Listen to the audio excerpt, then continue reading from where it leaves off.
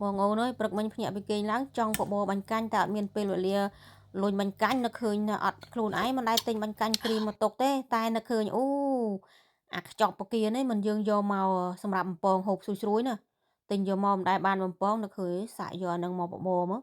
ដាក់តែមកក្តាប់ដៃទេដាក់ទឹកក្តៅដាំពុះត្រាំវាឲ្យឆាប់រីកបើកទូទឹកកកអាកកបានឆ្អឹងមាន់មកកូនថងមកលាងឲ្យស្អាតស្រុះទឹកក្តៅទៅធ្វើទឹកស៊ុបដូចយើងទឹកស៊ុបបបរណា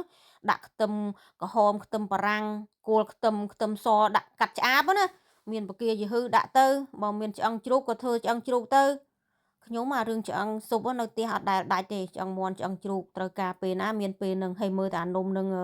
វារីកហើយដាក់ចូលបង់ទឹកស៊ុបភ្លក់រសជាតិតាមបងប្អូនចូលចិត្តឆ្ងាញ់ជាងបាញ់កាញ់ក្រៀមដោយសារអីអានឹងវាមានជាតិរសជាតិបកាមុខម្ហូបណាយើងអត់ដែលសាកបងប្អូនយើងធ្វើតែបន្តិចបានហើយគាត់ថាធ្វើទៅអត់ឆ្ងាញ់មួយចានអីយើងចោលទៅវាមិនទៅស្ដាយតែឆ្ងាញ់បានខ្ញុំចែករំលែកគ្មានស្ដាច់បដោះគ្មានអីទេ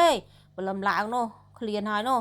ផាត់ត្រីសល់ពីណាពីណីមកជាបងទៅអូយបងប្អូនអើយឆ្ងាញ់ណាស់សាកមើលទៅឲ្យស្វិតល្អណាស់ឆ្ងាញ់ជាងបាញ់កាញ់ក្រៀមចឹងថ្ងៃនេះចែករំលែកបងប្អូនតែប៉ុណ្្នឹងទេចែករំលែករបស់ណាឆ្ងាញ់ហើយងាយសូមជម្រាបលា